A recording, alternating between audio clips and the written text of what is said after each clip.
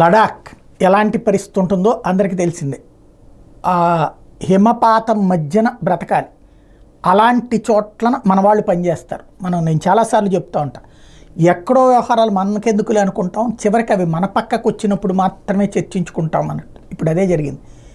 మన భారత సరిహద్దులో కాశ్మీర్లో ఉన్నటువంటి లడాక్, ఇప్పుడు అది 2 వేర్వేరు రాష్ట్రాలుగా ఉంది.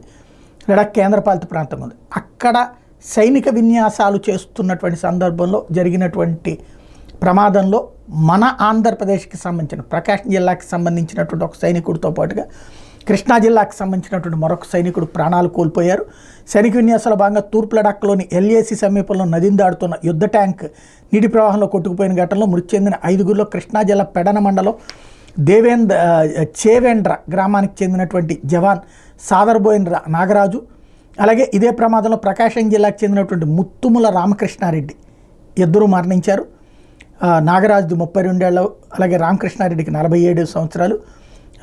8 ఏళ్ల క్రిందట ఇంటర్ పూర్తయిన తర్వాత నాగరాజు ఆర్మీలో చేరారు. నాగరాజుకు 2019 అక్టోబర్లో తేలప్రోలుకు చెందిన మంగాదేవితో వివాహమైంది.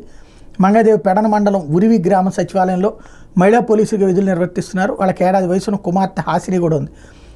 భర్త మరణ వార్త విన్నప్పటి నుంచి ఆమె శాంతం దిగ్భ్రాంతికి గురైనటువంటి పరిస్థితి. ఇవాళ ఈ 2 మృతదేహాలని కూడా ఇవాళ ఇద్దరు పరంపదించినటువంటి నేపథ్యంలో వాళ్ళ మృతదేహాలని సొంత గ్రామాలకు తీసుకొస్తున్నారు.